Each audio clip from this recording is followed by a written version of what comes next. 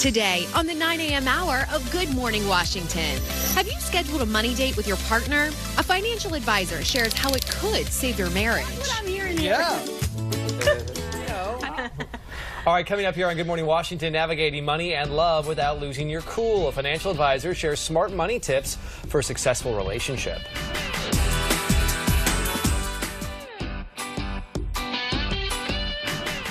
All right, well, money can certainly make life a little easier, but it can also make your relationship spiral out of control. And while it is often at the root of divorce, many are still hesitant to speak up about money before tying the knot. So here with advice on how to open up that conversation to avoid future conflict is financial advisor Nicole Middendorf. Good morning. Morning. So this is still a taboo topic. It is. Who wants to talk about money? It's scary. It's Right. overwhelming, especially if you're in a relationship, because Right. so many times what happens, couples are sitting in my office and he spends a lot of money, she spends a lot of money. You're pointing the finger at your significant other, not necessarily sometimes looking at yourself, which is what you want to do. And is there kind of this concern from women that I don't want to have this conversation with you because I don't make as much as you, or Right. maybe I have a little more debt than you? Right. It's uncomfortable. I ended up having to have the conversation with a new client where she came in and she has $52,000 of credit card debt.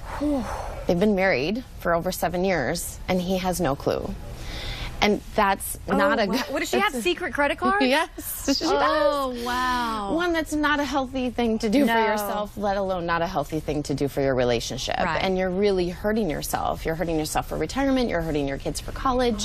It's not healthy. No. And that burden and that stress to carry every single day about money, that you're carrying this secret. And you're still seeing that finances, money continues to be one of the main factors when it comes to people getting a divorce. Absolutely. And I would love to stop that. Okay, and you've got some great tips for it. Yes. First off, you say, though, that that women actually look at money differently than men. Absolutely. In what way? We tend to be more conservative.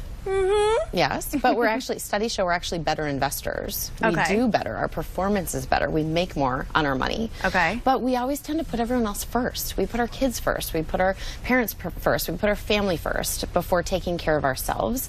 We also live longer. And most of the time, unfortunately, still we're making less money. So we have all these things going against us that we need to make sure that we're prepared for. Okay. And then you say, first things first, set a money date. Yes, have a money date. This is long before you've gotten married. Yeah, well, or it could be if you're already married, Okay. have a money date. And maybe you need to go to a public restaurant. Oh, okay. first. Have other people around. Yes, if money's very controversial in a relationship. But sit Okay. down and have a conversation. Because most of the time in a relationship, you'll have one person that'll be more focused on the day-to-day, making sure the bills are paid. And then you have one person that'll be more focused on the long-term planning, the investments, the things like that. And so it's so important to have a conversation about money and to be on the same page. Where are we going? Where are we headed? And so that you're making smart decisions with your money. Okay.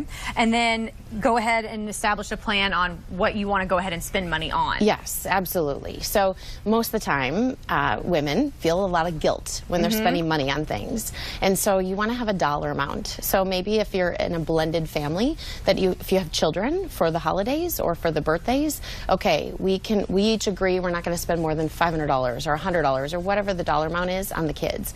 Or that if you're out shopping, you can go buy a new pair of shoes, or he can buy a new set of golf clubs, and you don't have to go home and have guilt or explain this is why I spent this, or having to have a conversation, Right. an uncomfortable conversation about money. Justify yourself. Yes, absolutely. Would you also, a lot of couples I hear, they'll say, oh, we have a set amount of, say, it's like $1,000 or something, that any purchase that's larger than that, we need to discuss it first. Correct. Yes. All right. That's So you what's would the healthy. That's Okay. what's the healthy thing. So that someone doesn't just go out and buy a brand new car and not have a conversation with you Yeah. about how does this affect your financial plan and your That situation. would be a doozy. Yes. Yes. Oh yes. It happens though. Oh my gosh. Okay.